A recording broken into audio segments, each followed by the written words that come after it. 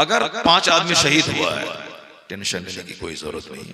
वो Latin room में नहीं मरा, वो टकरा के नहीं मरा, वो जहर खा के नहीं मरा, वो फांसी के फंदे पे नहीं लटका, वो साहब कुफ्र बकते बकते नहीं मरा, वो शराब पीते पीते नहीं मरा, वो नमाज छोड़ते छोड़ते नहीं मरा, मस्जिद के तहफ्फुज के लिए मरा है। शहादत की आला मौत मर गया, वो मौत जो करोड़ों को नसीब नहीं होती, वो मौत मर गया है। अगर वो हालत ईमान में मरा है तो हमारे जैसे करोड़ों लोगों की मौत से बेहतर मौत मरा है। तो मरना तो है ही सबको, चाहे आज मरे चाहे 50 साल के बाद मरे। तुम मार के नर्वस नहीं कर पाएगा। हम लोग शहादत की मौत का इंतजार करते हैं। शहादत है मतलूब व मकसूद मोमिन, न माल गनीमत न किश्वर कुशाई, न माल जमा करना न हुकूमत हासिल करना हमारा मकसद है। हमारा मकसद है खुदा की खातिर जान दे के शहादत का मर्तबा हासिल कर लेना। सुभान अल्लाह। अलबत्ता तुम्हारे जुल्म की कहानी तेरे वजूद को मिटा के राख कर देगी, तुम्हारे सिंहासन को दीमक की तरह चाट के खा जाएगी। जुल्म सब दिन नहीं चलता, नाव कागज की नहीं चलती है, बनावट के फूल से खुशबू नहीं आती है, अत्याचार ज्यादा नहीं चलता है। जुल्म फिर जुल्म है जब बढ़ता है तो मिट जाता है, खून फिर खून है जब बहता है तो जम जाता है। नो के खंजर पे जमे या कफे कातिल पे जमे। ए मुसलमान, तू कमजोर रहनुमा का फॉलोवर नहीं है।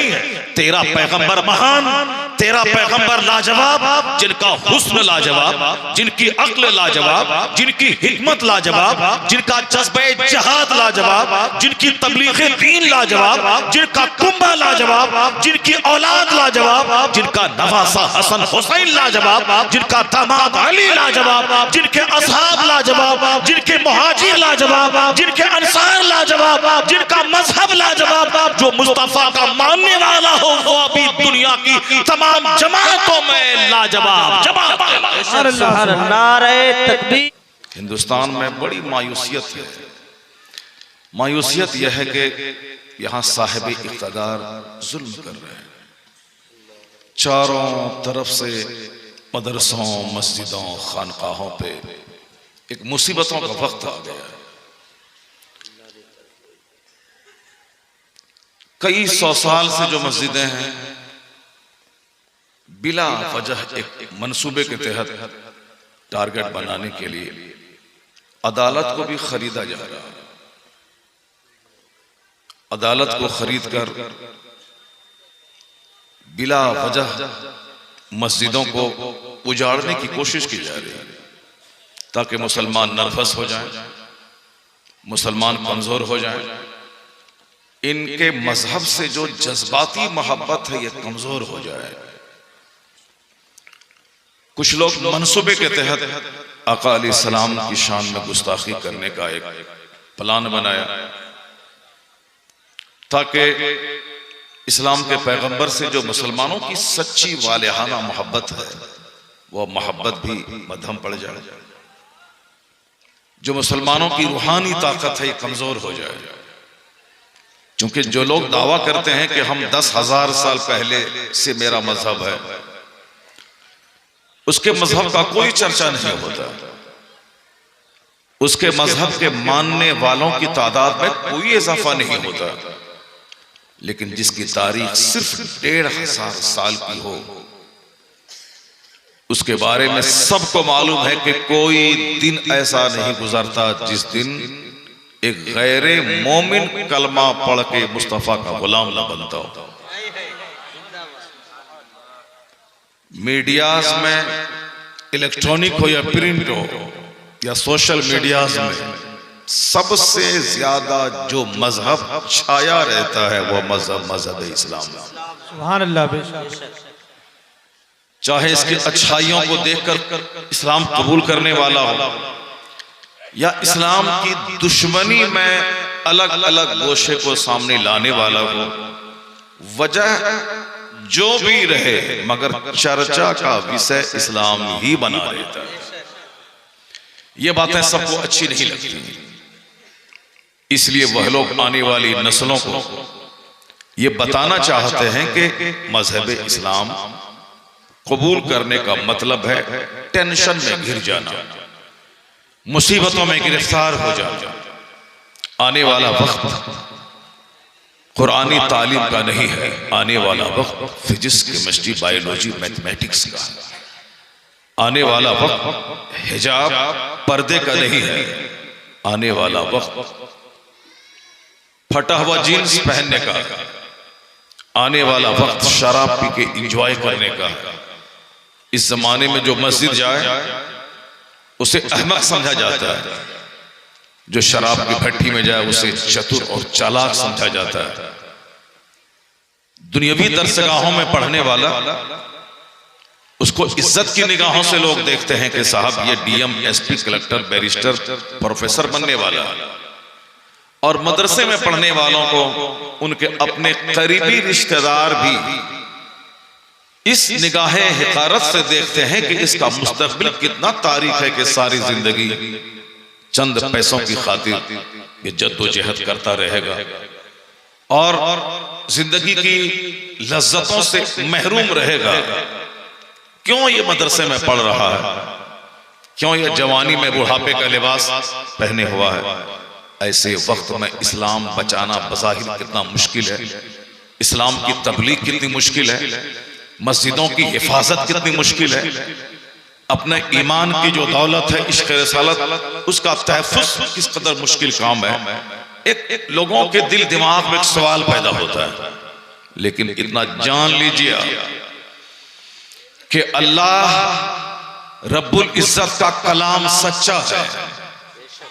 अल्लाह ने जो कहा वही हक है, चूंकि अल्लाह सारी कमजोरियों से पाक है। ये इंसान चाहे बैरिस्टर रहे या किंग रहे या काउंट रहे या नवाब रहे, कोई भी रहे, ये इंसान कमजोरियों का पुतला है। इंसान की इब्तदा कमजोरी से, इंसान की इंतहा भी कमजोर है। इंसान पैदा हुआ है एक नापाक कतरे से, इंसान मर के मिट्टी में मिल जाता है, इसकी इंतहा भी कमजोर है, इसकी इब्तदा भी कमजोर है। चाहे बैरिस्टर रहे या प्रोफेसर रहे या किंग रहे या साफ प्रेसिडेंट रहे, कोई भी रहे, अल्लाह ने एक कमजोरी सबके साथ लगा दी। वह कमजोरी यह है कि हर वक्त नींद इनके साथ है। नींद मौते असगर का नाम है। हालत नींद में बादशाह भी बेबस हो जाता है। नींद इंसान की कमजोरी, नाक बहना इंसान की कमजोरी, मुंह की बदबू इंसान की कमजोरी, पसीने की बदबू इंसान की कमजोरी, रोजाना 5 बार बाथरूम जाना, पेशाब पखाना इसकी कमजोरी। ये सारी कमजोरियां अल्लाह ने इंसान के पीछे लगा दी हैं, ताकि जब भी इस इंसान को लगे कि मैं कुछ हूं, इंसान को अपने हुस्न पे नाज हो, अपनी सल्तनत पे घमंड हो, अपनी फौज, अपने लश्कर, अपनी जाहो हशमत पे से घमंड हो, अपनी औलाद, अपनी मुलाजमत, अपनी जागीरदाराना निजाम, अपनी मुलाजमत पे से घमंड गरूर हासिल हो, तो सिर्फ पसीने की बदबू को देख ले, मुंह से निकलने वाली बदबू को देख ले, नींद को देख ले, अब बार बार पाखाना करने के लिए टॉयलेट जाना ये याद कर ले। जो काम एक मेहतर का है, वह काम हर आदमी को मरते दम तक करना है। मेहतर दूसरों का पाखाना ढोता है और हर आदमी अपना पाखाना साफ करता है। यह इतनी बड़ी कमजोरी है कि जब भी लगे कि मैं कुछ हूं, पेट का पाखाना याद कर लेना, तेरा सारा गुरूर चकनाचूर हो जाएगा, तेरा सारा घमंड मिट्टी में मिल जाएगा। तो जो पाखाने को 5 बार धोता हो, ये चला है अल्लाह को आंख दिखाने, ये चला है इस्लाम के खिलाफ बोलने, ये चला है अल्लाह के कलाम को नीचा दिखाने। आप यकीन जाने कि बंदों की बात झूठी हो सकती है, अल्लाह का कलाम झूठ से पाक है। बंदों का कलाम अदलता बदलता रहता है, अल्लाह का कलाम चेंज होने से पाक है। ला तब्दील लिकलिमातिल्लाह, There will be no any changing in the words of Allah. अल्लाह के कलाम में कोई तब्दीली कभी नहीं होगी। तो इंसान कहता है इस्लाम खतरे में है, झूठ बोलता है। नेता बोलता है इस्लाम खतरे में है, झूठ बोलता है। अगर कोई आलिम कहता है इस्लाम खतरे में है तो आलिम झूठ बोलता है। चूंकि अल्लाह ने कहा युरीदून लियुत्फिउ नूरल्लाहि बिअफ़वाहिहिम वल्लाहु मुतिम्मु नूरी। अल्लाह कहता है ये कुफ्फार और मुशरिकीन अपने मुंह से इस्लाम का चिराग बुझाना चाहते हैं, अल्लाह उस नूर को पूरा करना चाहता है। इसलिए बंदों की बात नहीं चलेगी, खुदा की बात होके रहेगी। इस्लाम न खतरे में था, न आज है, न कयामत तक रहेगा। और जब जब जुल्म बढ़ता है कलमा पढ़ने वालों की तादाद में इजाफा होता चला जाता है। सुभान अल्लाह, जिंदाबाद है नूरे खुदा कुफ्र की हरकत पे खंदासन, फूंकों से चिराग बुझाया जाए। मैं दो तीन बातें कुरान करीम से आपके सामने रखना चाहता हूं कि आने वाला मुस्तकबिल कितना चमकीला और कितना ब्राइट है हमारा, कि आने वाला वो वक्त आने वाला है कि हर घर में इस्लाम की रोशनी पहुंचने वाली है इंशाअल्लाह। ये बोली कोई मौलाना नहीं बोल रहा, ये बोली कोई पीर साहब की नहीं है, ये बोलवी किसी बरेली के आला हजरत की नहीं है, ये बोली किसी मखदूम बिहार की नहीं है, ये कलाम है मुस्तफा जाने रहमत का।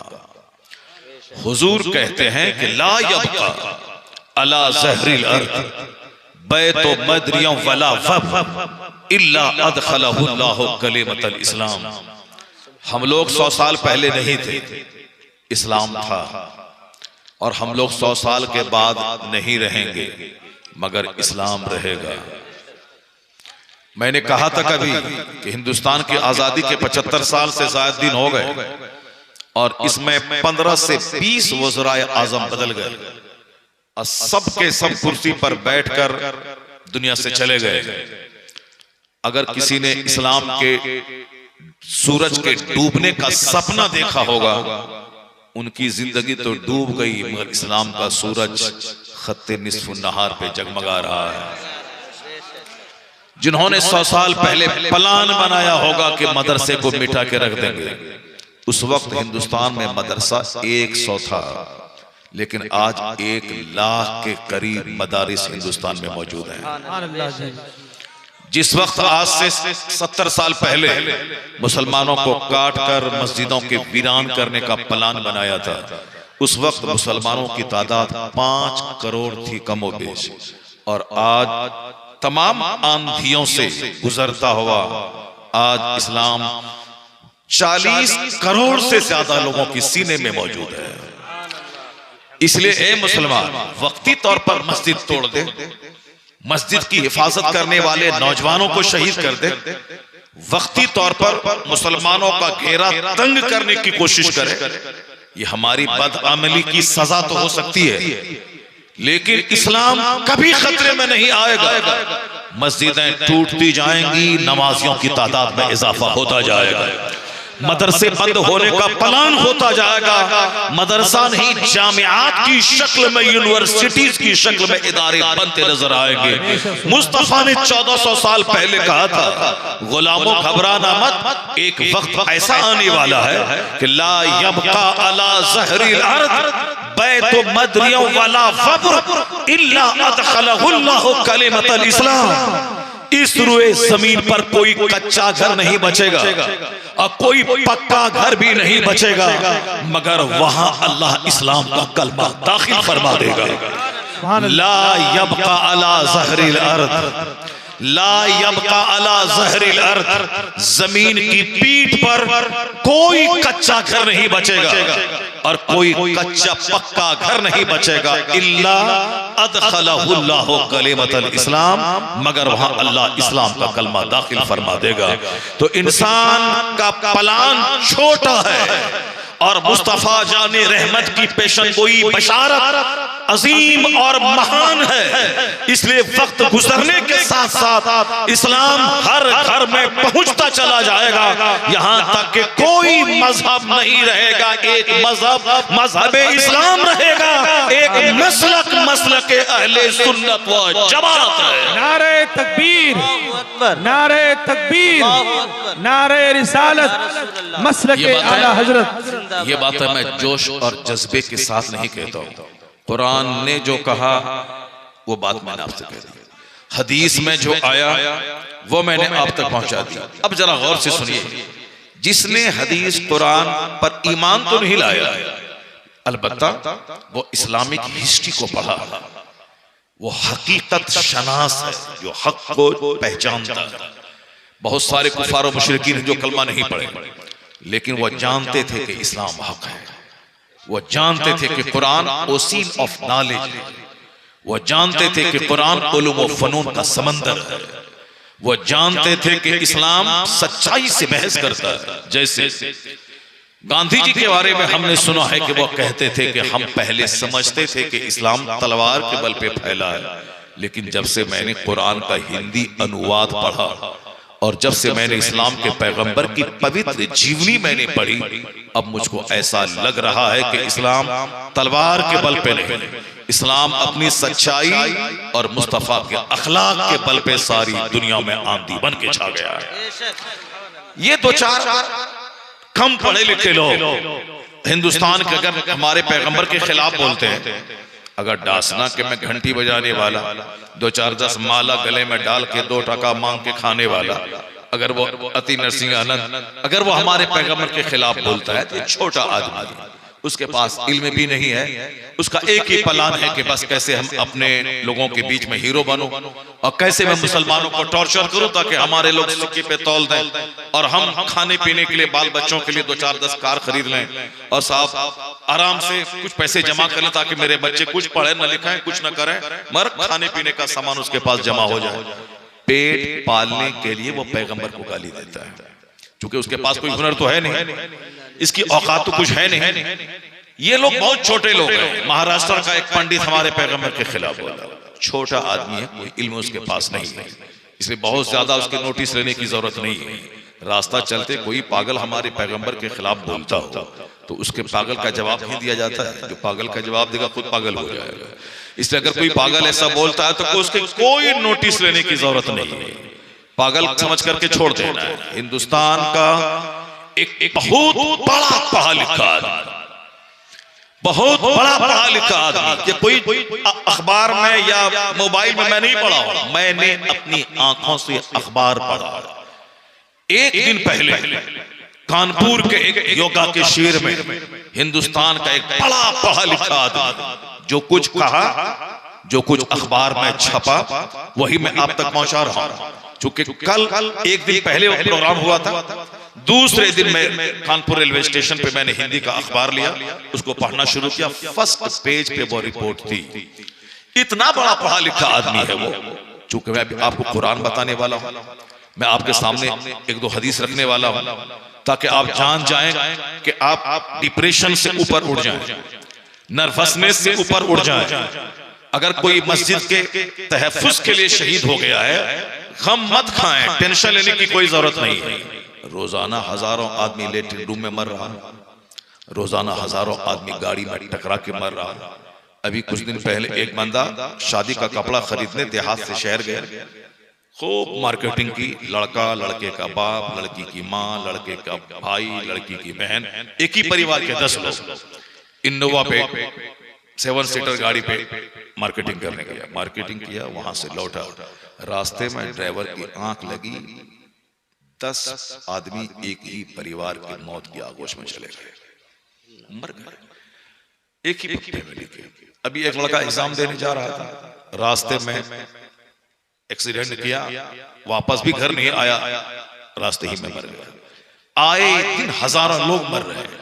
अगर 5 आदमी शहीद हुआ है, टेंशन लेने की कोई जरूरत नहीं। वो लेटरिन रूम में नहीं मरा, वो टकरा के नहीं मरा, वो जहर खा के नहीं मरा, वो फांसी के फंदे पे नहीं लटका, वो साहब कुफ्र बकते बकते नहीं मरा, वो शराब पीते पीते नहीं मरा, वो नमाज छोड़ते छोड़ते नहीं मरा, मस्जिद के तहफ्फुज के लिए मरा है। शहादत की आला मौत मर गया, वो मौत जो करोड़ों को नसीब नहीं होती, वो मौत मर गया है। अगर वो हालत ईमान में मरा है तो हमारे जैसे करोड़ों लोगों की मौत से बेहतर मौत मरा है। तो मरना तो है ही सबको, चाहे आज मरे चाहे 50 साल के बाद मरे, तुम मार के नर्वस नहीं कर पाएगा। हम लोग शहादत की मौत का इंतजार करते हैं। शहादत है मतलूब व मकसूद मोमिन, न माल गनीमत न किश्वर कुशाई, न माल जमा करना न हुकूमत हासिल करना हमारा मकसद है। हमारा मकसद है खुदा की खातिर जान दे के शहादत का मर्तबा हासिल कर लेना। सुभान अल्लाह। अलबत्ता तुम्हारे जुल्म की कहानी तेरे वजूद को मिटा के राख कर देगी, तुम्हारे सिंहासन को दीमक की तरह चाट के खा जाएगी। जुल्म सब दिन नहीं चलता, नाव कागज की नहीं चलती है, बनावट के फूल से खुशबू नहीं आती है, अत्याचार ज्यादा नहीं चलता है। जुल्म फिर जुल्म है, जब बढ़ता है तो मिट जाता है। खून फिर खून है, जब बहता है तो जम जाता है। नोके खंजर पे जमे या कफे कातिल पे जमे। ए मुसलमान, तू कमजोर रहनुमा का फॉलोवर नहीं है। तेरा पैगंबर महान, तेरा पैगंबर लाजवाब, जिनका हुस्न लाजवाब, जिनकी अक्ल लाजवाब, जिनकी हिकमत लाजवाब, जिनका जज्बे जहाद लाजवाब, जिनकी तबलीगे दीन लाजवाब, जिनका कुंभा लाजवाब, जिनकी औलाद लाजवाब, जिनका नवासा हसन हुसैन लाजवाब, जिनका दामाद अली लाजवाब, जिनके असहाब लाजवाब, जिनके मुहाजिर लाजवाब, जिनके अंसार लाजवाब, जिनका मजहब लाजवाब, जो मुस्तफा का मानने वाला हो वो अभी दुनिया की तमाम जमातों में लाजवाब जमात है। नारे तकबीर, नारे रिसालत, मदरसा मदीनतुल उलूम, अनवारे मदीनतुल उलूम कॉन्फ्रेंस। ज्यादा फालतू बातें नहीं बनानी, ज्यादा नेतागिरी के चक्कर में बुत पर माला डाल के अखबार पढ़ के ये मत बोलना खबीस मरदूद के इस्लाम खतरे में। तुम्हारा दीन खतरे में है कि तुम एक मुसलमान होने के बाद एक बुत पे तुम माला चढ़ा रहा है। तेरा दीन खतरे में है बेहुदा, इस्लाम के खतरे में है कि आज कोई मुसीबत नहीं, इससे बड़ी बड़ी मुसीबतें इस्लाम देख चुका है। 70,000 मुसलमानों को काट कर बगदाद में खोपड़ी की मीनार बना के तातारी बैठ के शराब पिया था। वो जुल्म आज तक किसी ने देखा, उसके बाद नहीं देखा। 70,000 मुसलमानों की गर्दनें काट कर तातारी काफिरों ने खोपड़ी अलग करके उसकी मीनार बनाई, और उस मीनार पे बैठ के तातारी काफिर ने शराब पिया था। अब बोला था कि अब इस्लाम को मैंने मिटा दिया, बगदाद में दोबारा कभी इस्लाम का न मानने वाला नजर नहीं आएगा। ये बदअमल मुसलमानों को अल्लाह ने सजा दे दी। जो मस्जिद में नमाज नहीं पढ़ता था उस पर अल्लाह ने काफिरों को मुसल्लत किया, और अल्लाह ने उस बेनमाजी मुसलमानों को काट दिया। जो शराब पीते थे अल्लाह ने उस पर काफिर को मुसल्लत किया, और ये शराबी मुसलमान बुरी तरह काट दिए गए। एक अल्लाह का वली रास्ते में घूम घूम के सबको मना करता था, जिस हाल में जी रहे हो इससे तौबा करो, वरना तेरे घर में लाशें सड़ जाएंगी, कोई दफनाने वाला नहीं होगा, तुम्हारी गलियां खून से भर जाएंगी, कोई पुरसाने हाल नहीं होगा। लोग कहते थे जिस तरह आज मौलाना कुछ बोलता है तो हमारे चंद लुच्चे लफंगे नौजवान जो सिर्फ नात सुनने आए, खड़े होकर मुंह देखा और चले गए, ये लुच्चे नौजवान क्या जाने कि इस्लाम क्या चीज है, इस्लाम की तारीख क्या चीज है। ये जब मौलाना कुछ सुनेंगे नहीं तो वो जानेंगे कैसे इस्लाम क्या है। अब अगर मैं उससे कहूं कि जोकर की तरह बाल मत रख, किसी क्रिकेटर किसी एक्टर की पैरवी मत कर, वरना उसके साथ जो जहन्नम जाएगा, वो बोलेगा इस मौलाना को मत बुलाओ, इस मौलाना को भगाओ। जो मौलाना कॉमेडी सुनाए, जो मौलाना फिल्मी डायलॉग बताए, जो मौलाना बोले कुछ मत करो, एक बार सुभान अल्लाह बोलो, छलांग के जन्नत चले जाओ, उस मौलाना को बोलाओ जिसकी तकरीर सुनने में मजा आए। जो ना बोले कि ये करो या ना करो, जो ना बोले ये हलाल है ये हराम है, जो ये ना बोले कि साहब ऐसा करेगा तो तबाह बर्बाद हो जाएगा, ऐसा करेगा तो आबाद हो जाएगा, उसको बुलाओ जो हमें दिल खुश करने वाली बातें बताए, दिल खुश करने वाली बातें बताए। इसीलिए कॉमेडियन को बुलाओ, कॉमेडियन की खूब चल रही है, कहानीकार को बुलाओ जो कहानी सुना सुना करके हमें एंजॉय करने का मौका दे, उसको बुलाओ। इसी तरह के लोग बगदाद में थे जब वह मजजूब कहने लगा कि तेरी लाशें सड़ जाएंगी, तेरी गलियां खून से भर जाएंगी, तुमको दफनाने वाला कोई नहीं मिलेगा, क्योंकि जिस हाल में तुम जी रहे हो, इस्लाम ने शराब को मिटाया, तुमने शराब को घर में दाखिल किया। इस्लाम ने तमाम जहालत को मिटाया, तुमने दौलत के नशे में तमाम जहालत को अपने घर में लाया। नाच गाना, शराब, शबाब, कबाब और बाल बच्चों की काफिराना रविश इस्लाम ने मिटाया, तुमने अपने घर में दाखिल किया। तुमने आलिमों की मुखालफत की, तुमने जुमा के खुतबे को तुमने झुटलाया, तुमने आलिमों को हकीर समझा, तुमने मुशरिकीन से दोस्ती की। तुम्हारा मुस्तकबिल खतरे में। तुम्हारे जिस बच्चे को तुम प्यार कर रहे हो, ये बच्चे तेरे सामने काटे जाएंगे, कोई पुरसाने हाल नहीं होगा। वो उस मजजूब को लोगों ने कहा ये पागल है, इस पागल को छोड़ो, इसकी बात पे कान मत धरो, ये पागल है। मजजूब लोगों की मोहब्बत में पागल का ताना सुनने के बावजूद वो नसीहत नहीं छोड़ा। फिर गली में घूमता था, कहता था एक कौम मुस्लिम शराब की बूंद बूंद हराम है और तुम्हारे घरों में शराब के जाम खनक रहे हैं, तुम अल्लाह के अज़ाब को दावत दे रहे हो। तौबा करो वरना तुम्हारे गांव में आग लगेगी, तुम्हारे घर में आग लगेगी। मैं आंखों से देख रहा हूं कि तेरे बच्चे ज़बह हो रहे हैं, तुम्हारी गलियों में खून की नदी बह रही है, मैं आंखों से देख रहा हूं। अगर तुमने तौबा नहीं की वो दिन आके रहेगा, आने वाला है। लोगों ने पहले तो पागल कहा, उसके बावजूद जब इन्होंने हक कहना नहीं छोड़ा तो लोगों ने उनको गालियां देनी शुरू की। उसके बावजूद भी हक नहीं छोड़ा। वो चाहता था कि बगदाद जलने से बच जाए, वो चाहता था कि बगदाद लूटने से बच जाए, वो चाहता था कि कलमा पढ़ने वाला तबाह बर्बाद होने से बच जाए, इनके बाल बच्चे ज़बह होने से बच जाएं। मगर लोगों ने पहले पागल कहा, उसके बाद लोगों ने गालियां दी। फिर भी ये गालियां सुन सुन के कहता था अपने घर को बचाओ, अपनी औलाद को बचाओ, अपनी आखिरत बचाओ, अपना ईमान बचाओ, वरना मैं देख रहा हूं कि अजाब तेरी गर्दन पे मुसल्लत हो चुका है, अब वो अजाब आने वाला है। मगर मतली आने लगी मालदारों को, मतली आने लगी दुनियादारों को, उनसे नहीं रहा गया तो कहा इस समझाने वाले फकीर को इसको इतना मारो कि ये शहर छोड़ के भाग जाए। उनके पीछे औबास बच्चों को लगा दिया, उनके बच्चे उनको गालियां देने लगे, पत्थर बरसाने लगे।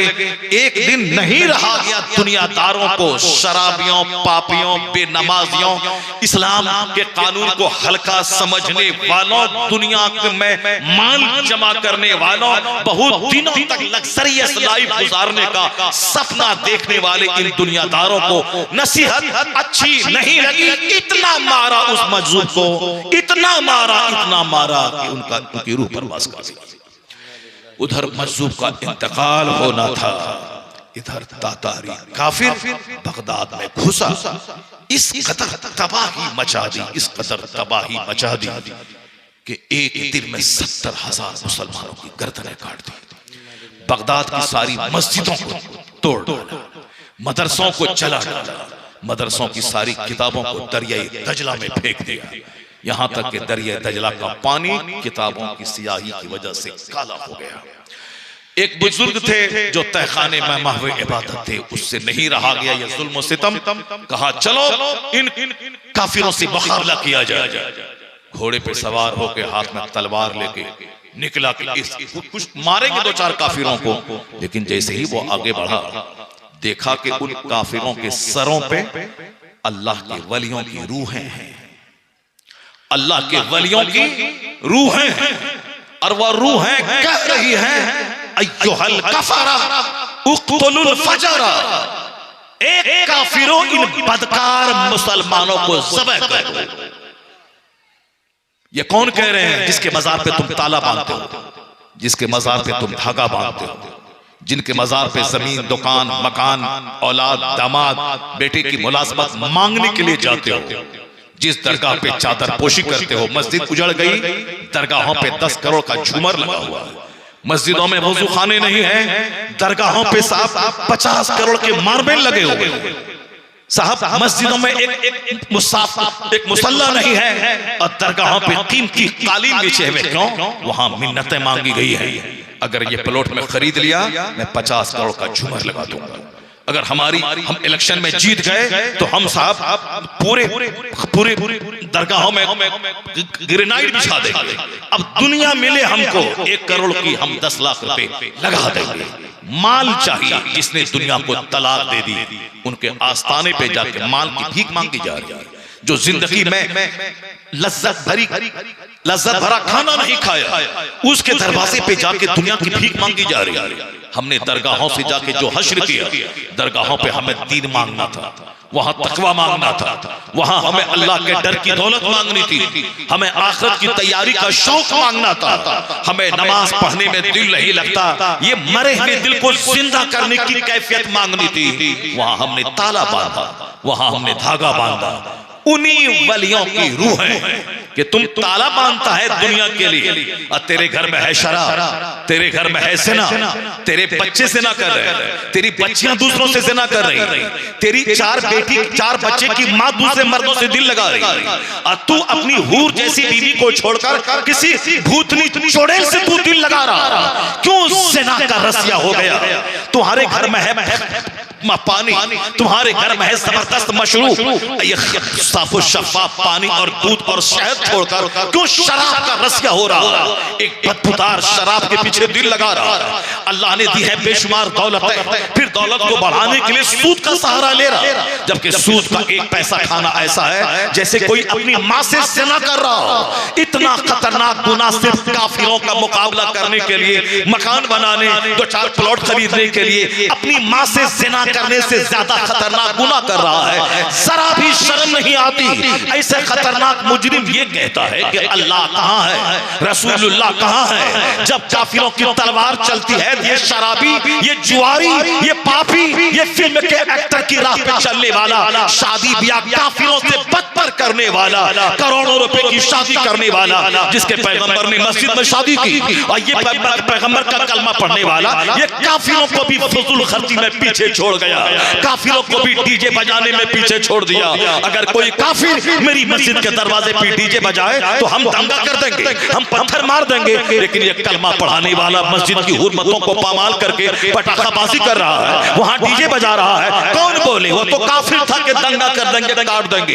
ये तो कलमा पढ़ने वाला अपनी मस्जिद के दरवाजे पर शादी ब्याह और खुशी के नाम पे डीजे बजा रहा है। मौलाना बोले थे खबरदार चुप रहो, बारात तो फर्क होना चाहिए। ये बारात का जुलूस जा रहा है या जनाजे का जुलूस जा रहा है? जनाजे का जुलूस खामोश जाता है, अगर बारात भी खामोश तौर पर जाए तो जनाजे में और बारात में क्या फर्क रह जाएगा? ये मौलाना को मसला सिखाता है। जुल्म की सारी हदें पार कर दी। अब जब काफिर गर्दन पे मुसल्लत हुआ तो कहता है अल्लाह कहाँ है, रसूलुल्लाह कहाँ है, गौस की मदद कहाँ है, ख्वाजा की मदद कहाँ है? बुजुर्गों ने कहा मत बोल अल्लाह कहाँ है, अल्लाह तो तेरी शहरत से ज्यादा करीब है।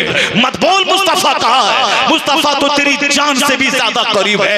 यह बोल के तू कहाँ है, तेरे बच्चे कहाँ है, तेरा घर कहाँ है, तेरी तहजीब कहाँ है, तेरा गांव कहाँ है, तेरा समाज कहाँ है? तू आज बदल जा, खुदा की रहमतें बरसने को तैयार है। हक है, हक है, बहुत खूब, हक है कि मोहम्मद से वफा तूने तो हम तेरे हैं, ये जहां चीज है क्या लौह कलम तेरे। मेरे भाई जरा गौर से सुनना, अल्लाह रब्बुल इज्जत ही हुकूमत देने वाला, वही सल्तनत देने वाला, वही दुनिया चलाने वाला। अल्लाह से हटकर जो बंदा चाहेगा कि मैं दुनिया को चला लूं, मैं जो चाहूं कर लूं, नहीं होगा। जब बंदों की शरारत बढ़ती है तो अल्लाह तबारक व तआला ज़लज़ला भेजकर बंदे के गुरूर को तोड़ देता है। जब बंदों की शरारत बढ़ती है तो अल्लाह सोनामी का छोटा सा तूफान भेजकर आबादी को वीरान कर देता है। जब बंदा बदकारी पे उतर आता है तो इसके गुरूर को तोड़ने के लिए अल्लाह छोटा सा कीड़ा कोरोना का भेजकर पूरी दुनिया को उजाड़ देता है, खूबसूरत शहरों को वीरान कर देता है। इसलिए मैं किसी रमेश से मुखातब नहीं हूं, मैं अब्दुल्ला से मुखातब हूं, मैं अब्दुल रहीम से मुखातब हूं।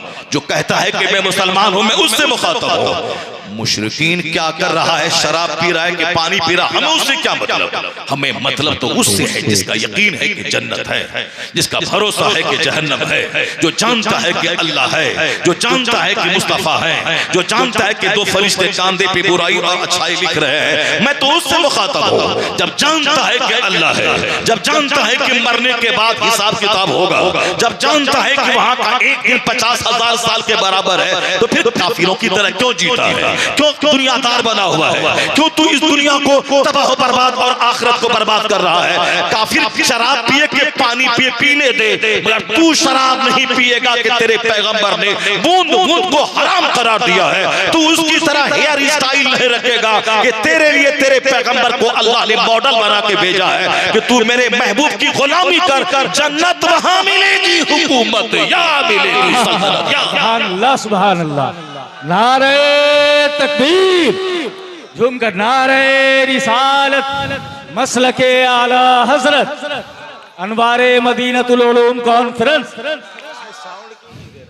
हमारे घरों में चर्चा है फिजिक्स केमिस्ट्री का, हमारे घर में चर्चा है मैथमेटिक्स का, हमारे घर में चर्चा है IA BA MA PG post graduation MBBS FRCS का।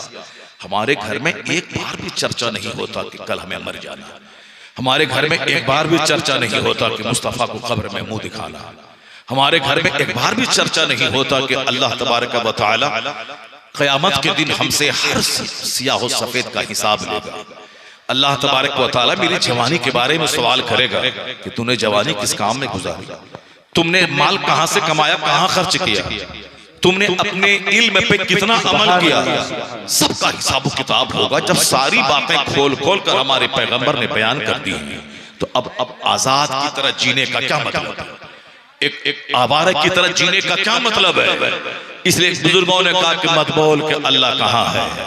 अल्लाह रब्बुल इज्जत की रहमतें पुकार रही हैं, हम तो माहिल करम हैं, कोई साइल ही नहीं, राह दिखलाएं किसे, कोई रहनुमा मंजिल ही नहीं, किसे रास्ता दिखलाएं, किसको? कहा तो सारे लोग गफलत की नींद सो रहे हैं।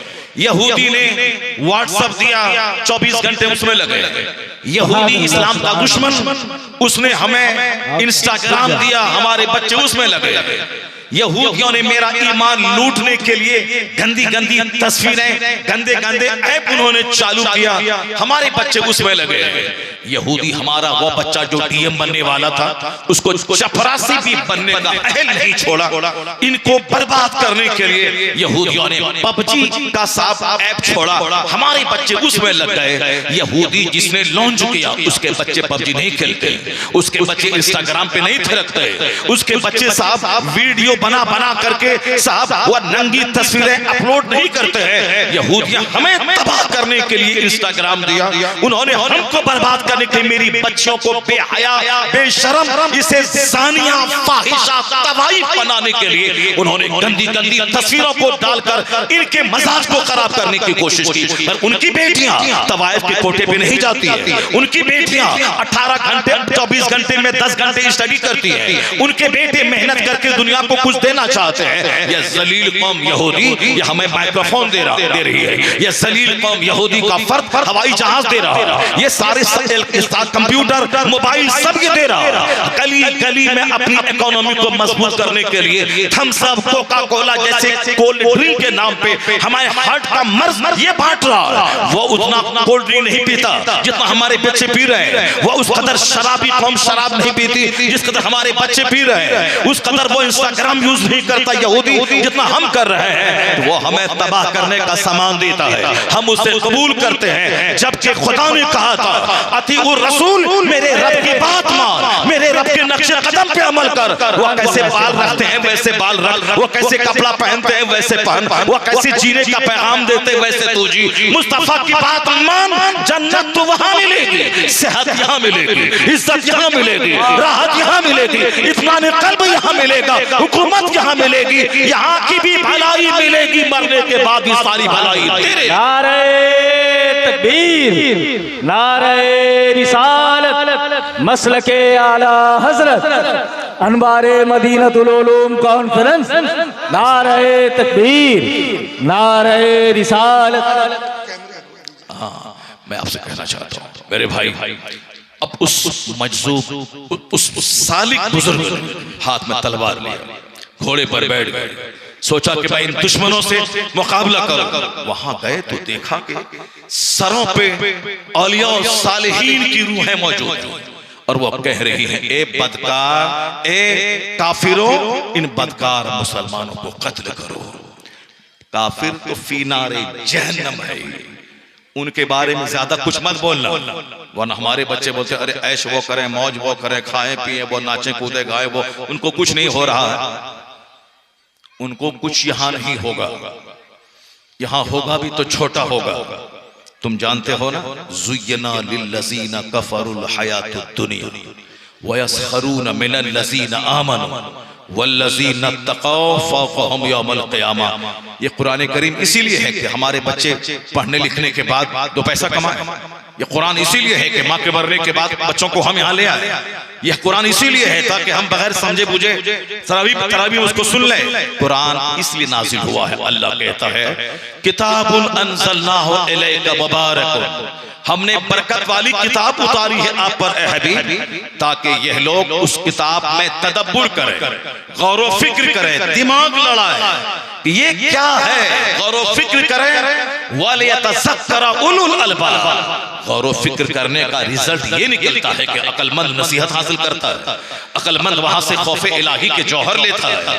वलियतज़क्कर उलुल अलबाब। Quran has been revealed to read it, to understand it, to consider it, to act upon it, and to establish the rules of the Quran by it। एक स्कॉलर ने कहा कुरान इसलिए नासिल हुआ है कि इसको पढ़ा जाए, इसकी आयतों में गौर किया जाए, कुरान पाक की तालीमात पे अमल किया जाए, फिर अल्लाह की जमीन पे कुरानी निज़ाम में हुकूमत कायम किया जाए और लोगों को कुरान पे चलने की दावत दी जाए। कितने बड़े प्लान के तहत कुरान नाज़िल हुआ है। यहाँ तो कोई कुरान पढ़ने वाला नहीं है, अगर कोई पढ़ता है तो समझने वाला नहीं है, अगर कोई समझता है तो अमल करने वाला नहीं है, अगर कोई अमल करता है तो अपने तक अमल महदूद है, समाज को दावत देने वाला नहीं है। कुरान पाक के नुज़ूल के तकाज़े जब पूरे नहीं होंगे, इस कुरान पाक की बरकतें कहां से मालूम होंगी। कुरान पाक घर में रखे हुए हैं। अब जरा देखें कुरान क्या कहता है, ज़ुय्यना लिल्लज़ीना कफ़रुल हयातुद दुनिया।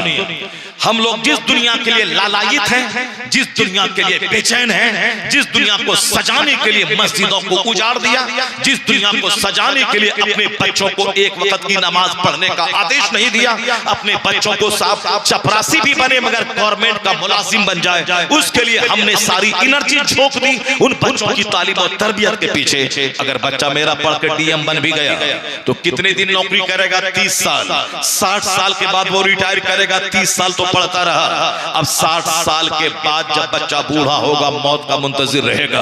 80-90 साल में मौत आई, मर गया डीएम बुढ़ा, कहां गया, कब्रिस्तान। अब वहां गया है जहां का एक दिन 50,000 साल के बराबर है, जहां का एक दिन 50,000 साल के बराबर है। वह बाप अहमक है जो डीएम तो बनाया, जन्नती नहीं बनाया। वह बाप अहमक और गधा है जो बच्चों को बैरिस्टर बना के 2 टका कमाने का रास्ता तो दिखलाया और महासंख्यों साल की जन्नत का रास्ता नहीं दिखाया। बेहतर तो ये था कि दुनिया की तरक्की का भी रास्ता दिखे और फिर जन्नत का भी रास्ता दिखे।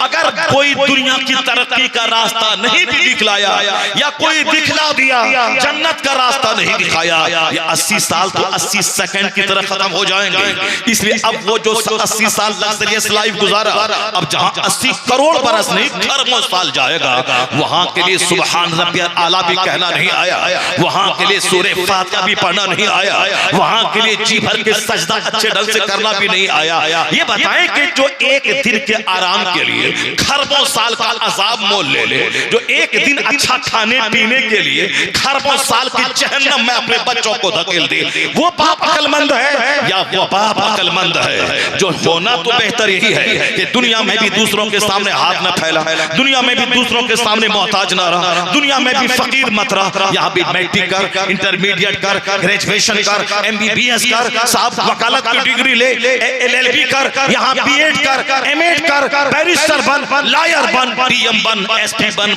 प्रोबेशनरी ऑफिसर बन, सब बन ताकि दुनिया में अच्छा खाओ, अच्छा पियो और 1 घंटा 12 घंटे दुनिया के लिए और 1 घंटा जन्नत के लिए निकाल। जोहर में 10 मिनट जा, मगरिब में 15 मिनट जा, असर में 10 मिनट के लिए जा, ईशा में 20 मिनट के लिए जा, फजर में 10 मिनट के लिए जा और पेट के लिए 5 घंटे स्कूल जा और जन्नत के लिए 1 घंटा मस्जिद जा।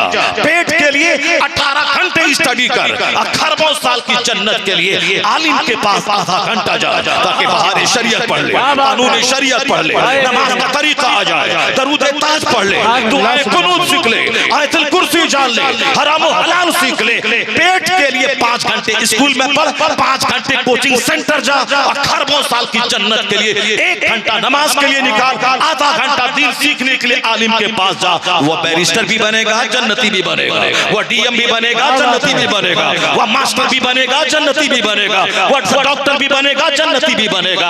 अगर कोई ऐसा नहीं कर पाया, अपने बच्चों को सिर्फ DM बनाया, वो अपने बेटे का दुश्मन है जो 1 दिन की लज्जत की खातिर खरबों साल की आग में डाला।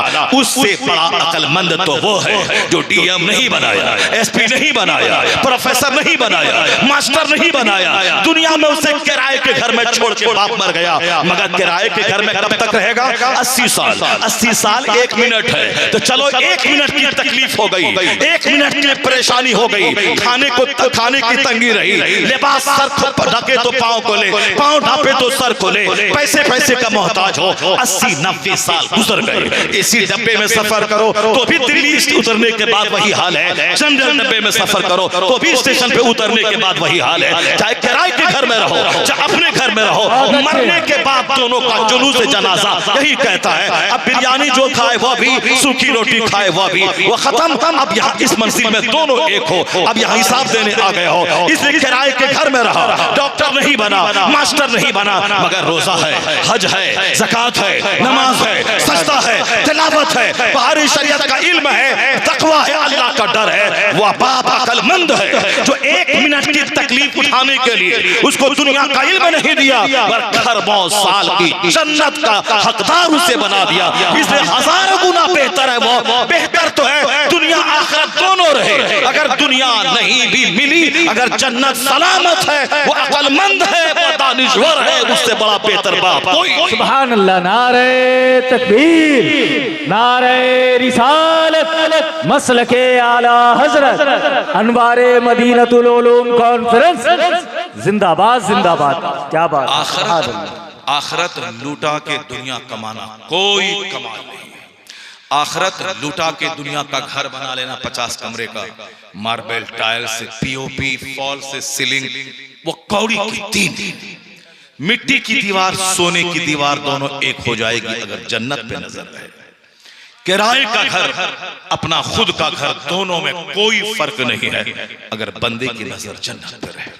क्योंकि हमने मुस्तफा की बात सुनी ही नहीं, हमने अल्लाह के कलाम को समझा ही नहीं, इसलिए काफिरों की दौलत, काफिरों की नौकरी, उसकी सल्तनत। अब हमारा नेता भी यही कहता है कि दुनिया हासिल करने के लिए खूब पढ़िए लिखिए, मेहनत कीजिए, खूब इंजीनियर डॉक्टर बनिए, प्रोफेसर बनिए, खूब नौकरी लड़के लीजिए, कमाइए, खाइए, मर के खरबों साल की आग में जलने के लिए चले जाए, खरबों साल की आग में जलने के लिए चले जाए। चुके नेता खुद बेनमाजी है और दूसरों को कहता है कि माल कमाओ, वही माल कमाओ जिसको हमारे बुजुर्गों ने कहा है अद्दुनिया जीफा वत्तुल्ला बुहाकेला, ये दुनिया मुर्दार है, उसके तलबगार कुत्ते हैं, उसी पे अमल करो। पैगंबर आज़म ने क्या कहा?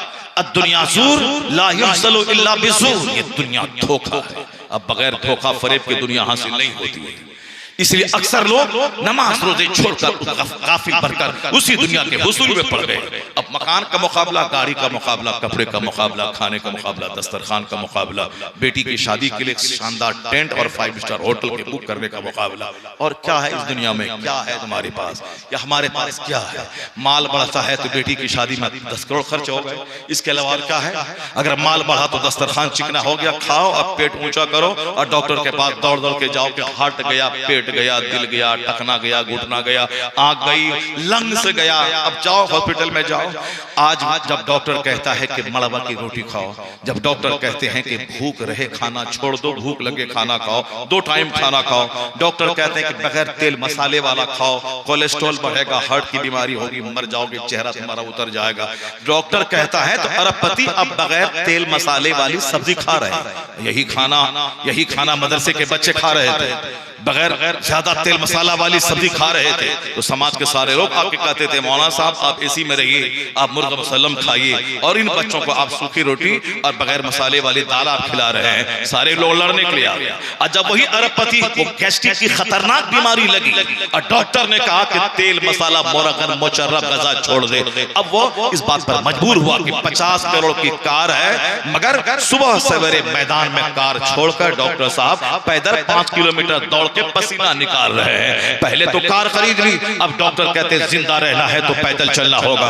पहले तो खूब मुरगन गजाएं खाई, अब डॉक्टर कहता है जिंदा रहना है तो सब सिंपल सादी रोटी खानी होगी। यही गजा मदरसे में बच्चों को हम दे रहे थे ताकि पेट दुरुस्त रहे, दिमाग दुरुस्त रहे, गैस्ट्रिक की बीमारी से बच जाए, हेल्दी स्वस्थ जीवन ये गुजारे। सारे समाज आ गए। आज दुनिया अपने हिसाब से अच्छा खाना, अच्छा पहनना, अच्छा मकान बनाने के चक्कर में जब दुनिया मकरूज हो गई, जब दुनिया डिप्रेशन की मरीज हो गई, जब दुनिया 1 दर्जन बीमारी में के शिकार हो गई, अब दुनिया लौट के आ रही है। कहां? डॉक्टर कहते हैं सादगी, प्रोफेसर कहते हैं सादगी, हुकूमत के जिम्मेदार कहते हैं सादगी, पहनने में सादगी, खाने में सादगी, मकान बनाने में सादगी, ताकि 50 करोड़ है, 1 अरब रुपए बैंक का कर्जा लेके रहोगे तो सारी जिंदगी चेहरे का हुस्न उतर जाएगा।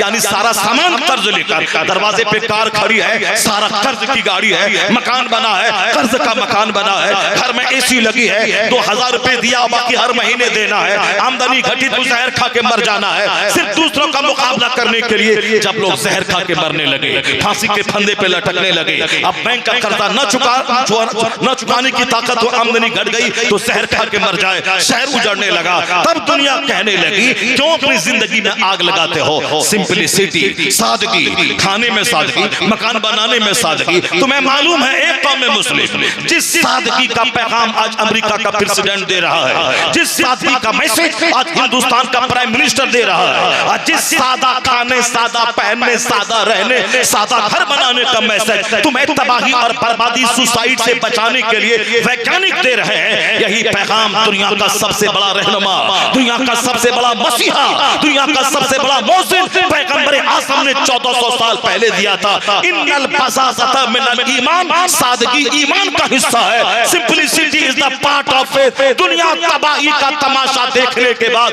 वापस उसी थ्योरी पे लौट रही है जो थ्योरी मुस्तफा का 1400 साल पहले दिया हुआ है। इसलिए ए मुसलमानों, दुनिया को बर्बाद होने दे, तबाह होने दे। तबाही का तमाशा देखकर जब उसे आबादी की फिक्र होगी, कोई दूसरा रहनुमा नजर नहीं आएगा, वो मुस्तफा के कदमों में आएगा, कलमा पढ़ेगा, मुस्तफा की गुलामी में। नारे तकबीर, नारे रिसालत, सीरते रसूल अकरम, अनवारे मदीनतुल उलूम कॉन्फ्रेंस।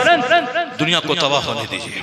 दुनिया बर्बाद होके जब आबादी की फिक्र होगी तो मुस्तफा के पास आना होगा, आका अलैहिस्सलाम के पास आना होगा। अल इन्नल बज़ाज़त मिनल ईमान, सादगी ईमान का हिस्सा है। खाने में सादगी, पहनने में सादगी, मकान की तामीर में सादगी, ताकि पैसे बचेंगे तो कैंसर का इलाज होगा, पैसे बचेंगे तो दूसरों की मदद होगी, पैसे बचेंगे तो मदरसों में पढ़ने वाले मेहमानाने मुस्तफा की खिदमत होगी, पैसे बचेंगे तो समाज के गरीबों, मासूरों, मिस्किनों को देंगे। सर से लेके पांव तक कर्ज में आप ही डूब जाएंगे, मदरसे को क्या देंगे? मस्जिद की खिदमत क्या करेंगे? अपने चचेरे भाई जो कैंसर से पीड़ित है उसका इलाज कहां से कराएंगे? फुफेरा भाई जो डायलिसिस चल रहा है उसको एक बार डायलिसिस करने की फीस 1100 रुपए, आप 2200 रुपए कहां से देंगे? पैसे आपके पास जब बचेंगे, सिंपल रहेंगे, तब आप उसी पैसे से जन्नत खरीदेंगे, गरीबों की मदद करेंगे, आप जन्नत जाएंगे, मदरसा मस्जिद की खिदमत करेंगे, जन्नत जाएंगे। फजूल खर्ची ने आज मुझको तबाह कर डाला। हुजूर ने किस कदर शानदार पैगाम दिया था, सादगी ईमान का हिस्सा है।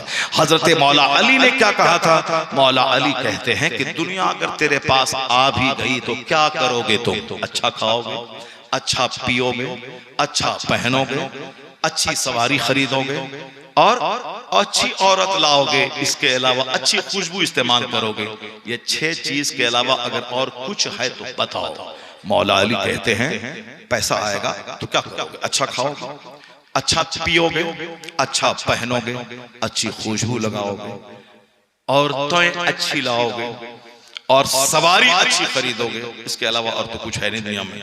मौला अली जो हुजूर ने कहा था कि मैं इल्म का शहर हूं और अली उस शहर का दरवाजा, अना मदीनतुल इल्म व अलीयुन बाबुहा, I am city of knowledge and Ali is the door of it. मैं इल्म का शहर हूं और अली उस शहर का दरवाजा है। बाबो मदीनतुल इल्म मौला अली, बहादुर मौला अली, मुश्किल कुशा मौला अली, साहिब इल्म इरफान मौला अली, सैयदों के बाप मौला अली, हसनैन के वालिद गिरामी मौला अली। आला हजरत ने जो बात कह दी, करोड़ों की एक बात, करोड़ों की एक बात। ये झूठे लोग 2 पैसा कमाने के लिए अली अली करें वो अलग बात है, मगर आला हजरत ने जो अली अली किया है उसका कोई जवाब नहीं है। एक झूठे मौलाई तुम हम पर इल्जाम लगाता है कि मौला अली से इसको मोहब्बत नहीं है। मेरा इमाम कहता है बहरे तस्लीम में अली मैदान में सर झुके रहते हैं तलवारों के, यानी अली उस बहादुर का नाम है जो मैदान जंग में तलवारों का सर मौला अली को सलाम करने के लिए। सुभान अल्लाह, सुभान अल्लाह। नारे तकबीर, नारे रिसालत, मसलके आला हजरत, अनवारे मदीनतुल उलूम कॉन्फ्रेंस। बहरे तस्लीम अली मैदान में सर झुके रहते हैं तलवारों के, सर झुके रहते हैं तलवारों के। वह मौला अली क्या कहते हैं जरा गौर से सुनिए। सिर्फ जोशीली बात मत सुनिए, तहकीकी बात सुनिए। सिर्फ अली अली करके क्या हासिल करना चाहता है? मौला अली ने जो कहा है उसको अपने सीने से लगाओ। मौला अली ने कहा है दौलत की हिफाजत तू करेगा, अगर इल्म हासिल कर ले तो इल्म तेरी हिफाजत करेगा। क्या बात है, मौला अली ने क्या कहा? कहा अगर दौलत जमा कर लिया तुम तो फिरौन की विरासत है, अगर इल्म हासिल किया कि इल्म नबी। अल्लाह समद, क्या मौला अली ने कहा रज़ी अल्लाह तआला अन्हु। ये जो बात मैंने आपके सामने की करोड़ों की एक बात है। एक किताब में मैं पढ़ा हूं, आजकल नौजवानों का गाल अंदर धंसा रहता है, उनकी आंखें अंदर धंसी रहती हैं। क्यों धंसी रहती हैं? क्योंकि अकल तो घट रही है, ख्वाहिश बढ़ रही है। कयामत जब करीब आएगी तो अक्ल घटेगी और शहवत बढ़ेगी। जहां अक्ल पुख्ता होगी शहवत घटेगी। उनको गौर और फिक्र करने से फुर्सत ही नहीं मिलेगी कि वो शहवत के चक्कर में रहेगा। मौला अली से किसी ने पूछा था हुजूर एक शौहर अपनी बीवी के पास कब कब जाए? कहा जिंदगी में एक बार, जिंदगी में एक बार। कहा हुजूर जो ज्यादा जाना चाहे? कहा साल में एक बार। कहा हुजूर जो और ज्यादा जाना चाहे? कहा महीने में एक बार। कहा हुजूर और कोई ज्यादा जाना चाहे? कहा फिर मौत का कुआं है, जितनी बार चाहो छलांग लगा दो। क्या बात है हकीम मौला अली की, हिकमत वाले मौला अली की। हुजूर की सोहबतों में रहकर मौला अली ने इस कदर इल्म हासिल किया। आज बड़े बड़े फ्राई, आज बहुत बड़े साइकोलॉजिस्ट दंग हैं। जहां मौला अली ने मुस्कुराते हुए एक बात कह दी, उसकी हिकमतों के सामने आज के साइकोलॉजिस्ट की अक्लें दंग है। एक औरत दौड़ी दौड़ी आई, कहा हुजूर मेरा बेटा छत पे है, छत पे बाउंड्री नहीं है, रेलिंग नहीं है, मेरा बेटा मैं उसको बुलाती हूं तो वह पीछे भागता है, अब पीछे भागेगा तो नीचे छत से गिर जाएगा। अब बताएं कि मैं क्या करूं? बुलाती हूं तो आता नहीं है, जब मैं उसकी तरफ लपकता हूं तो पीछे भागता है, पीछे भागेगा नीचे गिरेगा, बुलाती हूं तो आता नहीं है। हमारे पास अगर कोई आ जाए ये सवाल लेकर, हम सर को खुजलाते हुए बोलेंगे अच्छा ठीक है, सोच करके जवाब देंगे, तब तक में बेटा मर ही जाएगा उसका, सोच के जवाब देंगे। मौला अली कहते हैं बस जाओ फौरी उस उम्र का एक बच्चा पकड़ के गली से 20 छत पे लाके छोड़ दो और देखो जिन्स को जिन्स से प्यार होता है। आप अपने बच्चे को गोद में ले लें, उस उम्र का बच्चा एक बैठा हुआ वो आपकी गोद से कूद कर उनके पास जाना चाहेगा, वो अपनी उम्र के बच्चों के साथ खेलना चाहेगा। उस उम्र का एक बच्चा 20 छत पे ले जाके खड़ा कर दे, वो कुछ नहीं पूछी क्यों क्या व्हाट व्हाई कैसे होगा, कुछ नहीं। ये तो आजकल के शरीर लोग करते हैं। मौलाना बोले ऐसा करो क्यों, ऐसा क्यों, वैसा क्यों, वाई वाट तबाह बर्बाद हो गए। हदीस में आया है अल्लाह नापसंद करता है कसरत सवाल को, यानी एक्सेस ऑफ क्वेश्चन, ज्यादा सवाल को अल्लाह नापसंद करता है। इज़ाअतुल माल, माल को बर्बाद करने को अल्लाह नापसंद करता है।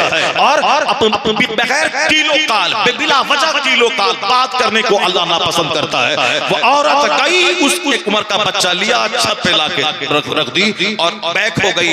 जब देखा उनका बेटा कि मेरी उम्र का मेरा दोस्त की छत पे है, वह दौड़ता हुआ आके उस दोस्त के साथ खेलने लगा। औरत गई, हाथ पकड़ के छत के नीचे ले आई। मौला अली साइकोलॉजिस्ट कहते हैं जहां 80 साला माहिर नफ्सियात की अकल न जाती हो, वहां मौला अली चुटकी में मसले का हल कर दे। मौला अना मदीनतुल इल्म व अलीयुन बाबुहा। बातें हमारे बहुत फैल जाएंगी, मगर जब मैंने इसको छेड़ दिया है मैं इसको वाज़ेह कर दूं। चूंकि आज मेरी मस्जिदें वीरान हैं माल की मोहब्बत में, मदरसा उजड़ गया माल की मोहब्बत में, जलसे हमारे उजड़ गए माल की मोहब्बत में, सच्चों की तादाद घट गई माल की मोहब्बत में, हलाल खोरों की तादाद घट गई, हराम खोरों की तादाद बढ़ गई माल की मोहब्बत में। हाँ अलबत्ता मस्जिद वीरान है, मदरसा वीरान है, दरगाह आबाद है। दरगाहों पे 10 करोड़ लोग अजमेर जा रहे हैं, बरेली शरीफ 50 लाख लोग जा रहे हैं, अजमेर सालाना 10 करोड़ की हाजिरी हो रही है। क्यों? वहां भी माल काम कर रहा है। बाबा माल दे दीजिए, बाबा फॉर्च्यूनर दे दीजिए। बाबा हमने सुना है कि मेरा पड़ोसी आया था, वो BMW कार खरीद लिया, बाबा हमसे क्या दुश्मनी है, मुझे भी दे दीजिए। तो अब वहां नमाजी मस्जिदों में नहीं है, दरगाहों पे है। ये मत भूलिएगा कि सुन्नी बढ़ रहा है, ये मसले के आला हजरत के फॉलोवर बढ़ रहे हैं। नहीं, वो फॉलोवर नहीं बढ़ रहे, वो दुनियादार बढ़ रहे हैं, माल के तलबगार बढ़ रहे हैं। क्योंकि मस्जिद अगर वो आला हजरत का मसलक का फॉलोवर होता तो मस्जिद आबाद करता, दरगाह कभी कभी जाता, मस्जिद 5 बार जाता। लेकिन ये जो भीड़ लगी है वहां पे, ये मस्जिद कभी कभी जाता है, दरगाहों पे बार बार जाता है, हर छठी में जाता है, हर 11वीं में जाता है। अब ज़कात नहीं निकालना है, मगर तो शेख कादरिया की फातिहा है, मालिदा की फातिहा है, गौसे पाक का लंगर है। जबकि 1 करोड़ की मस्जिद तामीर करना ये नफल है, ज़कात का 100 रुपया निकालना ये फर्ज है। अब बगैर फर्ज अदा किए कोई नफल कबूल नहीं होता। 1 लाख आदमी को इफ्तार करवा देना नफल है, अपना रोजा रखना फर्ज है। और जब तक अपना रोजा ना रखे 1 लाख आदमी को इफ्तार करवाने वाली नेकी हंग रहेगी, मुअल्लक रहेगी। क्योंकि कोई नफल कबूल नहीं होता जब तक बंदा फर्ज न अदा करे। तो फिर नमाज पढ़ना फर्ज आजम है, और फातिहा दिलाना नफल है, मजार पे जाना नफल है, तो शाह कादरिया की फातिहा नफल है, लंगर गौसिया नफल है, जुलूस मोहम्मदी नफल है, अजमेर बगदाद जाना नफल है। तो फर्ज छोड़ के नफल के लिए दौड़ रहा है, नफल हंग रहेगी। अक्लमंद वो है जो फर्ज को पहले अदा करे, वाजिब को पहले अदा करे, सुन्नत मौक़ता पहले अदा करे, फिर उसके बाद नफल अदा करे। फर्ज न अदा करे, सुन्नत पढ़ के मस्जिद से बाहर हो जाए, ये अक्लमंदी नहीं है। ये जो मस्जिदें वीरान है, दरगाह आबाद है, उर्स आबाद है, उर्स की तकरीब आबाद है, औरतों की भीड़ भाड़ वहां है। क्यों? जाके देखें पटना में जो सामने मंदिर है, उस मंदिर में मर्द मिलेंगे 10, औरतें मिलेंगी 90। क्यों? इसलिए कि औरतों को माल चाहिए, वो करवा चौथ की पूजा करती है ताकि मेरे शौहर को लंबी उम्र मिले, वह लक्ष्मी की पूजा करती है ताकि मेरे शौहर की दौलत बढ़ती रहे, वह विद्या की पूजा करती है ताकि हमारे बाल बच्चे पढ़ लिख ले, वो साहब छठ पूजा करते हैं ताकि हमारे घर में माल खूब आ जाए, हमारी मुराद और मिन्नतें पूरी होने लगे। माल के लिए है पूजा, उम्र के लिए है पूजा, विद्या के लिए है पूजा, भाई के प्यार के लिए है रक्षाबंधन। यहाँ हर पूजा दुनियावी मफाद से जुड़ा हुआ है। इस वहाँ औरतों की भीड़ है, दरगाहों पे औरतों की भीड़ इसीलिए है। मस्जिदों में औरत नहीं है, औरत घर में नमाज नहीं पढ़ती है, दरगाहों पे भीड़ क्यों है? वो तो पूजा कर नहीं सकती, लक्ष्मी पूजा, विद्या पूजा, छठ पूजा, करवा चौथ की पूजा, मगर ये दरगाहों पे दो जा सकती है। वो दरगाह पे जाना है, हमको बेटा दीजिए, हमको बेटी दीजिए, अच्छा दामाद दीजिए, शौहर को लंबी उम्र दीजिए, जो सारी चीजें वो अलग अलग मांगती है, ये दरगाहों पे जाके सारी चीजें मांग रही है। एक मुसलमान मर्द जब जुमा की नमाज तेरी बीवी पे फर्ज नहीं है, जो एक आला नमाज है, जब ईदैन की नमाज तेरी बीवी पे वाजिब नहीं है, जो कि आला नमाज है, साल भर की एक नमाज है, तो दरगाहों पे जाना किस शरीयत ने जायज करार दे दिया? दरगाहों पे जाना किसने जायज करार दे दिया? अपनी बेटी को, अपनी बीवी को समझा दे। अगर दरगाहों पे जाना जायज भी होता तो एक नफल काम है, अच्छा काम है, मगर नमाज तो फर्ज आजम है, जुमा तो बड़ा फर्ज है, ईदैन तो बहुत बड़ा वाजिब है। जब जुमा फर्ज नहीं है तुझ पर, ताकि तुझको घर से बाहर निकलना नहीं पड़े, घर पर्दा जरूरी है, जमात से ज्यादा जरूरी पर्दा है, मस्जिद से ज्यादा जरूरी तेरे लिए पर्दा है, ईद बकरीद से ज्यादा जरूरी तेरे लिए पर्दा है। तो पर्दे की वजह से जुमा फर्ज नहीं है, पर्दे की वजह से ईदैन वाजिब नहीं है, तो फिर पर्दा जब इल्लत है तो पर्दे की वजह से उसे दरगाहों पे जाना भी जरूरी नहीं है। उसे कह दे जब मस्जिद नहीं जा सकती तो दरगाहों पे कैसे जा सकती? ये दुनिया का फैक्टर काम कर रहा है, माल, इसीलिए दरगाहों पे भीड़ है। और एक आदमी दुआ तावीज कर रहा है, चाहे अगर अच्छे ढंग से कर रहा है तो बड़ी अच्छी बात, नमाज रोजे का पाबंद है आमिल, कुरान की तिलावत है, तिलावत का पाबंद है आमिल। अब अगर वो तावीज देता है तो बहुत अच्छी बात है, तावीज के बहाने मुश्किलें आसान होती है। लेकिन जो नमाज नहीं पढ़ता है, जो साहब गुनाहों में डूबा रहता है, जो आने वाली सारी औरतों का चेहरा घूर घूर कर देख देख करके आंखें दिन भर सेकता रहता है, और जादू टोने सिफरी अमलियात करके वह पैसा ऐंठता रहता है। अब वहां भी जाके देखिए, 5 मर्द है, 95 औरतें हैं, क्योंकि औरतों को दुनिया चाहिए। तो दुनिया ने शेखुल हदीस की मसनदों को उजाड़ दिया, शेखुल हदीस की दरसगाहों को उजाड़ दिया, जबकि इस तरह के हजार आमिल एक शेखुल हदीस के सामने कोई मकाम नहीं रखता। बुखारी पढ़ाने वाला का मर्तबा कितना बड़ा है, तो बुखारी पढ़ाने वाले के सामने कोई नहीं जाता, वहां कोई कार गिफ्ट लेके नहीं जाता। एक झूठा शराबी बेनमाजी आमिल, वो अगर ठगने ठग बन के बैठा है तो कोई कार लेके आ रहा है या गिफ्ट में दे रहा हूं, आपने बाबा एक तावीज दी थी, इलेक्शन में जीत गया, इसलिए मैं गिफ्ट के तौर पर कार दे रहा हूं। अब वो मस्त है, आमिल के दरवाजे पे भीड़ दुनिया की मोहब्बत में लग रही है। शेखुल हदीस तो बताता है ये हराम है, ये हलाल है, ये जायज है, ये नाजायज है, ये लीगल है, ये इलीगल है। अब कौन लीगल इलीगल सुनने जाता है? अब आमिल के दरवाजे पे औरतों की भीड़, दरगाहों पे औरतों की भीड़, कव्वाली में औरतों की भीड़, शादी की महफिलों में औरतों की भीड़। हम शरिया सिखाएं, कोई सुनने नहीं आती, लेकिन अपने घर से बाहर निकलने के बहाने औरतों की मजलिसें जहां हो रही है वहां जा रही है, कहने वाली कोई कह रही है, कोई सुनने वाली नहीं है, सब बात में लगी हुई है, सब बात में लगी है। अपने घर में बाहर शरीयत पढ़े, अनवार शरीयत पढ़े, कोई पढ़ने वाली नहीं है, मगर इज्तिमा के नाम पे औरतों की भीड़ लग गई, सब बात कर रही है। एक औरत चिल्ला रही है, सारी औरतें आपस में बात कर रही है, क्योंकि इसी इज्तिमा के बहाने घर से बाहर निकलना है, सहेली से मुलाकात करनी है, मार्केटिंग भी कर लेनी है। वहां भीड़, लोग कहते हैं अरे खवातीन की भीड़ हो गई, मर्द आए 1000, औरतें आ गई 10,000, अरे 10 नहीं 10 लाख औरतें आएंगी। वो आई क्यों है ये तो देख ले, वो आई है मिलने, इज्तिमा के बहाने मिलना है, सहेली से बात करनी है, इसी इज्तिमा के बहाने कुछ सामान खरीदना है, घर से बाहर के टहलना है, एंजॉय करना है। जबकि शरीयत में आया है वह करना फी बयूतिकुन्ना वला तबर्रजना तबर्रजल जाहिलिया, ए औरतों अपने घरों में ठहरी रह, जब शदीद जरूरत के तहत घर से बाहर निकलना पड़े तो किनारे किनारे चल। अब झाझन और पाजेब की आवाज गैर मर्दों के कान में न जाए, पर्दे में रख के चल, सख्त जरूरत के तहत निकलना पड़े, वरना तेरा आंगन में रहने से बेहतर है घर में रहना, न घर में नमाज पढ़ने से बेहतर है कोने में नमाज पढ़ना। जितना पर्दा तेरे लिए हो समाज के लिए भलाई है। आज पर्दा को तार-तार करने की वजह से स्कूल में से ना, कॉलेज में से ना, चर्च में से ना, कचहरी में से ना, रेलवे में से ना, आरपीएफ का जवान प्रोटेक्शन के लिए है, अब वहां छेड़खानी है। मेडिकल कॉलेज कलकत्ता में है, उसका प्रिंसिपल एमडी करने वाली खवातीन के साथ जना औरतों का रैकेट चला रहा है। कहां जहां मुस्तफा का कानून नहीं चलेगा वहां शराब, वहां सेना, वहां आपसी चपलस, वहां हसद, वहां जलन, वहां कीड़ा, वहां कुदरत। और जहां मुस्तफा की हदीस चलेगी, मुस्तफा का कानून चलेगा, वहां रेप घटेगा, वहां तहारत बढ़ेगी। इसलिए अमेरिका से लेकर भारत तक न कचहरी से ना रोक पाएगी, न कोर्ट से ना रोक पाएगा, न कोई फोर्स से ना रोक पाएगी। एक कानून मुस्तफा है हया और कानून पर्दा। अगर ये पर्दा नाफिज हो जाए अमेरिका भी ज़िना से पाक हो जाएगा, हिंदुस्तान भी ज़िना से महफूज हो जाएगा। नारे तकबीर, नारे रिसालत मसलके आला हजरत कानून इस्लाम। माशाअल्लाह हजरत हुजूर इस्लामिया चल चुके हैं, अब थोड़ी ही देर में पहुंचने वाले हैं। हमारा शेख आप थोड़ी देर